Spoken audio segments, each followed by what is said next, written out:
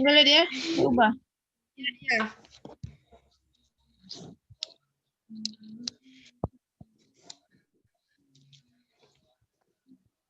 Sudah, Beb. Selain sebagai sumber energi, karbohidrat berfungsi sebagai bahan pembentuk protein dan lemak yang berperan untuk menjaga keseimbangan asam dan basa. Karbohidrat dapat digolongkan sebagai berikut. Yang pertama, monosakarida atau C6H12O6. Yang kedua, disakarida atau C12H22O11. Yang ketiga, polisakarida C6H10 atau O5. Contoh monosakarida seperti triosa, tetrosa, pentosa, dan heksosa. Yang kedua, contoh dari polisakarida, contohnya seperti heparin, amilum, selulosa, lignin, insulin, kalsium, pektat, glikogen, pektin, dan kitin. Yang kedua, protein. Setiap sel hidup tersusun atas protein. Protein merupakan bagian penting dalam plasma sel. Selain sebagai komponen pokok, protein juga tersedia sebagai cadangan makanan. Misalnya pada biji-bijian, sumber protein berasal dari protein hewani dan nabati.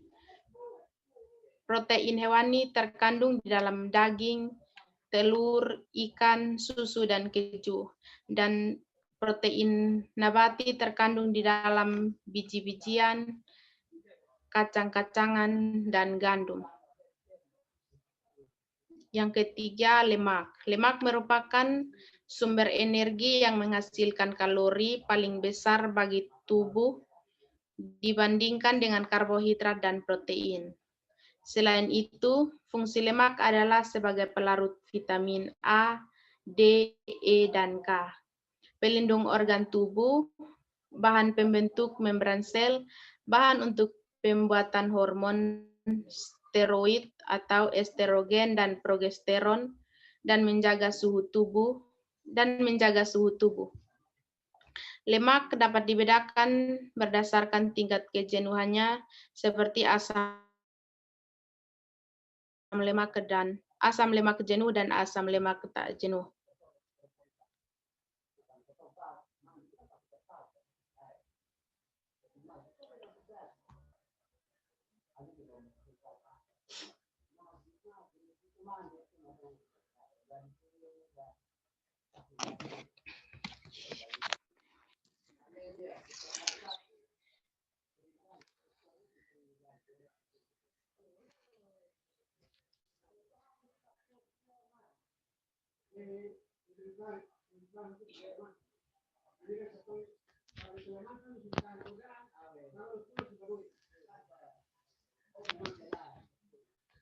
Ya, jadi kita lanjut.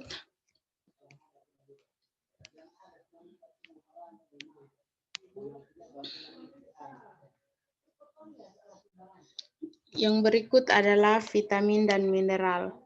Vitamin adalah lemak dibutuhkan oleh tubuh dalam jumlah kecil, tetapi keberadaannya mutlak. Diperlukan vitamin A, D, E, dan K. Adalah jenis vitamin yang larut dalam lemak.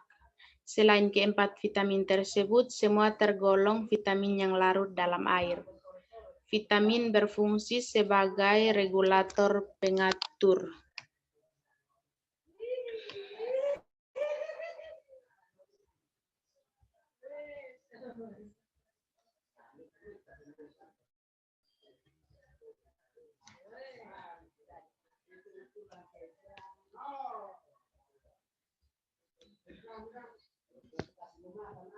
Yang terakhir adalah air.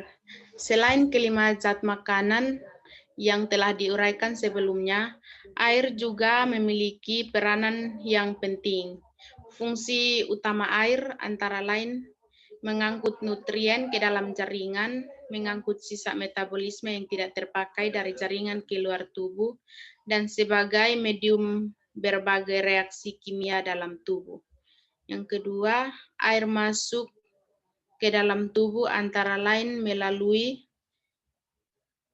air minum, air makanan buah, sayur, dan daging.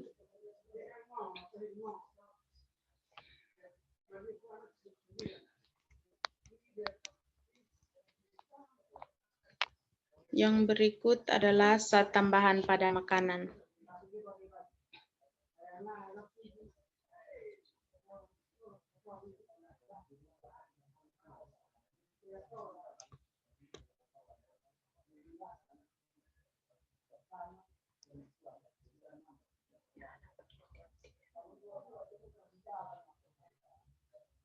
Ya, zat tambahan pada makanan.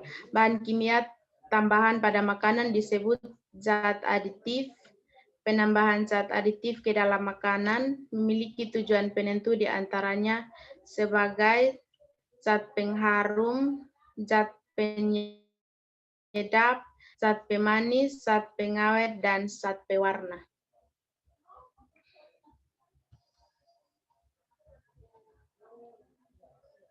Yang berikut adalah kebutuhan energi.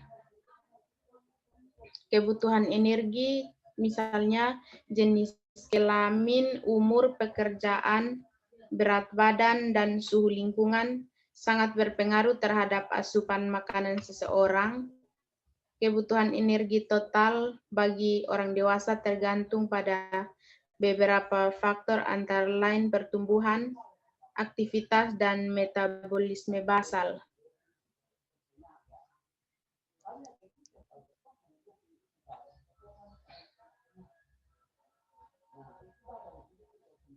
Anak-anak mungkin ada yang tahu organ pencernaan pada manusia terbagi atas berapa bagian? Ada mulut, Ibu.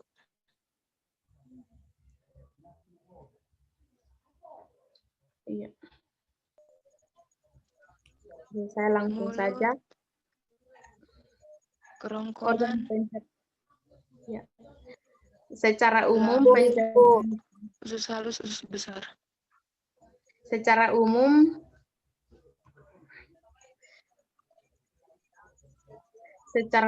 pencernaan pada manusia melalui proses yaitu pencernaan fisik atau mekanis dan pencernaan kimiawi. Pencernaan mekanis merupakan proses pengubahan molekul kompleks menjadi molekul secara sederhana, secara mekanis, misalnya penghancuran makanan dengan gigi atau oleh otot lambung. Pencernaan kimiawi adalah proses pengubahan senyawa organik yang ada dalam bahan makanan dari bentuk yang kompleks menjadi molekul yang lebih sederhana dengan bantuan enzim.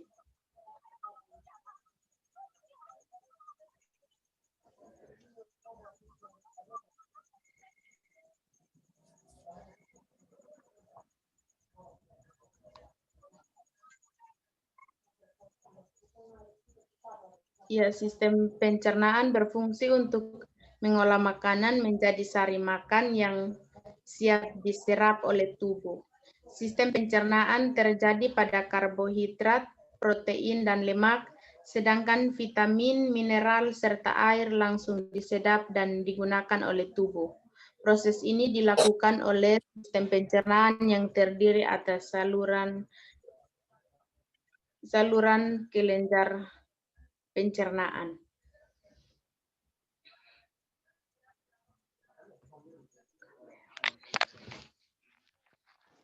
Ya, jadi untuk hari ini materi kita sampai di sini.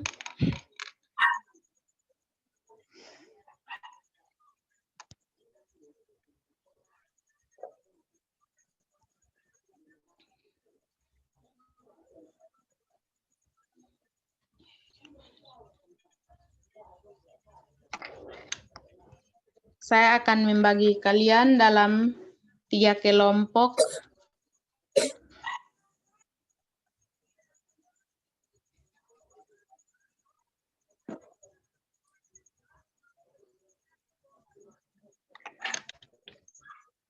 Ya, jadi baik, saya akan membagi kalian dalam 3 kelompok untuk mengerjakan soal-soal.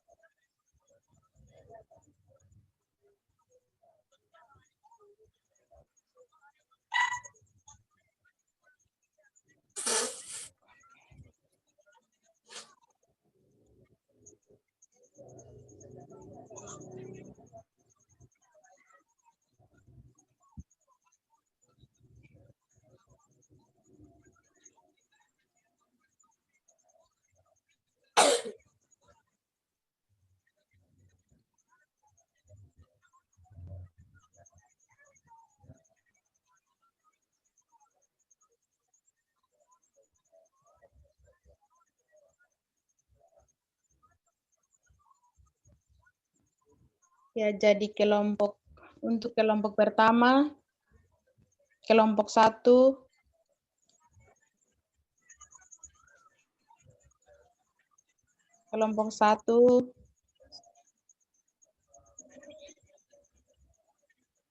anak Ike, yang kelompok 2,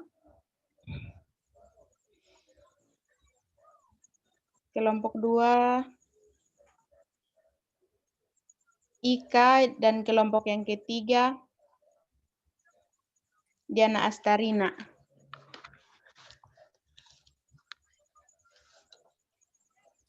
Untuk waktu kerjanya 5 menit dimulai dari sekarang. Jadi silahkan. Baik, Ibu.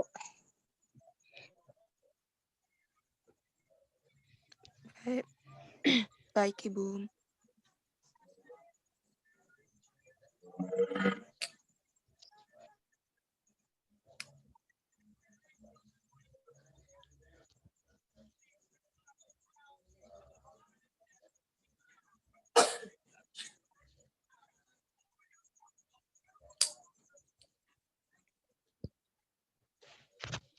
Waktu selesai. Kelompok 1 saya berikan kesempatan untuk menjawab hasil diskusinya.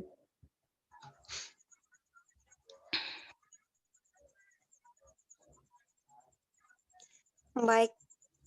Terima kasih atas waktu yang telah diberikan kepada kelompok kami. Di sini saya akan mencoba menjawab soal nomor 1 dengan bunyi soal zat-zat apa saja yang diperlukan oleh tubuh. Nah, di sini kelompok kami telah berdiskusi dan jawaban yang kami peroleh yaitu zat-zat yang diperlukan oleh tubuh itu terdiri atas karbohidrat, protein, lemak, vitamin, mineral, dan juga air. Sekian dari kami, Ibu. Saya kembalikan. Mari kita berikan A+ untuk kelompok 1. Ya, kita lanjutkan untuk kelompok 2. Baik, terima kasih atas kesempatan yang diberikan kepada kelompok kami. Di sini hasil diskusi kami untuk nomor 2, di mana soalnya berbunyi, sebutkan zat apa saja yang termasuk dalam zat tambahan pada makanan. Zat yang ditambahkan dalam zat makanan yaitu zat pengharum, zat penyedap, zat pemanis, zat pengawet, zat pewarna, zat sintetik, dan juga zat sintetik. Demikian laporan hasil presentasi kami. Ya.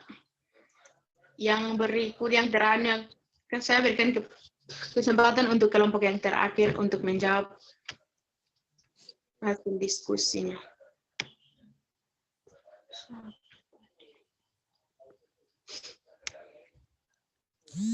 Baik, untuk jawaban nomor 3 dari kelompok kami.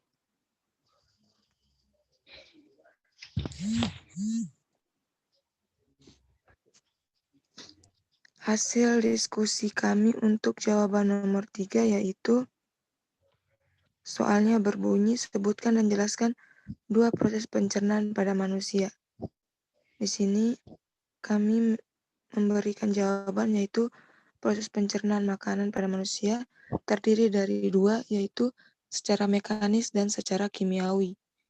Yang pertama secara mekanis, misalnya penghancuran makanan dengan gigi atau oleh otot lambung.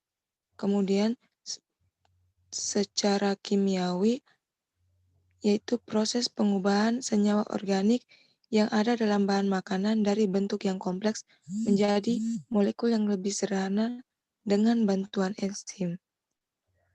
Sekian jawaban dari kami. Terima kasih anak-anak sudah menjawab semua pertanyaan yang diberikan. Jadi sampai di sini pelajaran kita. Ibu sudah kirim tugasnya di Google Classroom, nanti minggu depan dikumpulkan ya. Baik, Ibu. Ya, sebelum kita pulang ke rumah kita masing-masing, saya minta satu orang siswa untuk memimpin kita dalam doa.